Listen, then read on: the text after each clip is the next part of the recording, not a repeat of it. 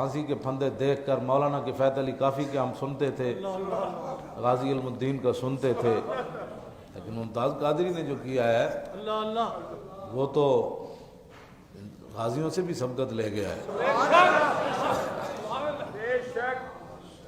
اس طرح جھوم کے کھڑے ہو کر، حالانکہ اور پھانسی کا یہ دستور ہے کہ جب بھی کوئی کسی کو لے جاتا ہے 2 پولیس والے دائیں 2 بائیں ہوتے ہیں، لیکن غازی صاحب 5 فٹ ان سے آگے جھوم کر چل رہے ہیں۔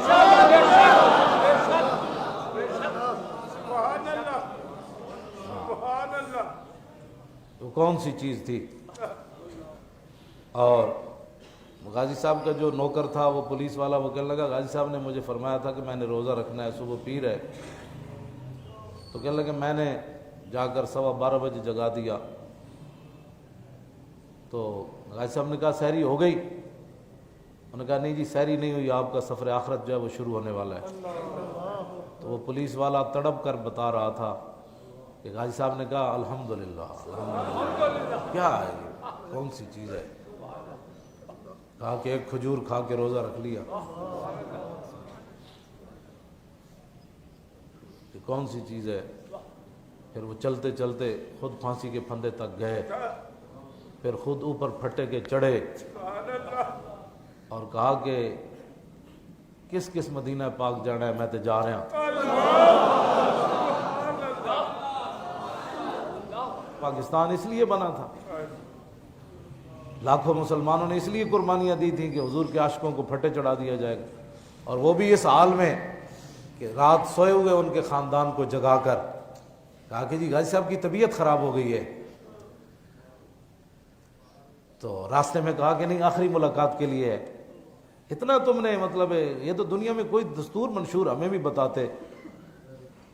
پھر ان کے بوڑھے والد کو، ان کے بھائیوں کو، ان کے خاندان کو لے کر، چھوٹے بچے کو لے کر، تم یہ تو سمجھتے تھے کہ ہم کافروں کو راضی کر کے اب انتظار کرو کہ تمہارے اوپر کیا نازل ہونے والا ہے۔ یہ تو ہم نہیں کہہ سکتے کیا نازل ہونے والا ہے تمہارے اوپر، یہ تو رب۔ توجہ بھائی، توجہ بات سنو یار، بات سنو۔ تو غازی صاحب جب پھندے کے اوپر کھڑے ہوئے تو آپ نے 2.5 منٹ اوپر دیکھا، اور اوپر وہی کچھ دیکھا جو علم الدین نے دیکھا۔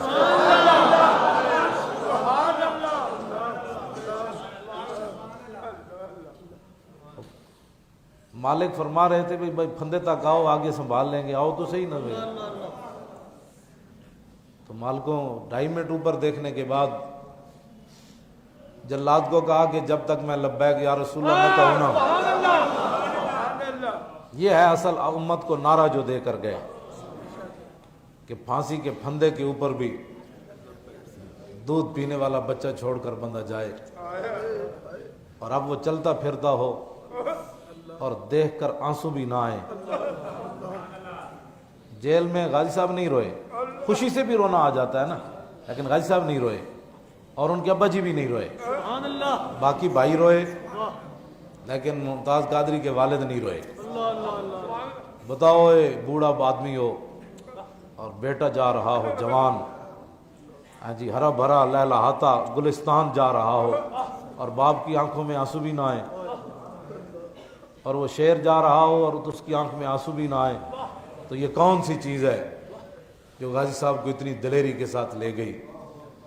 یہ وہی بات ہے جو صحابہ کو بدر میں لے گئی، یہ وہی بات ہے جو صحابہ کو احد میں لے گئی، یہ وہی بات ہے جو صحابہ کو خندق میں لے گئی، یہ وہی بات ہے جو صحابہ کو سمندروں میں لے گئی، یہ وہی بات ہے۔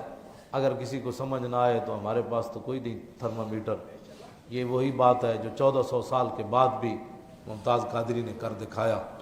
جب اس نے زور سے لبیک یا رسول اللہ کہا، پھانسی کے پھندے کے اوپر کہا، تو اس نے پھٹا کھینچ دیا، اور پھر انہوں نے کہا کہ یہ آج تک ایسے نہیں ہوا کہ جب من کا ٹوٹ جاتا ہے تو آنکھیں باہر نکل آتی ہیں، منہ کھل جاتا ہے، لیکن جب غازی صاحب کو پھندے سے اتارا گیا تو آنکھیں بھی بند تھیں اور منہ بھی بند تھا۔ وہ آنکھیں بند کرنے والے کون تھے؟ اور منہ کو سمیٹنے والے کون تھے؟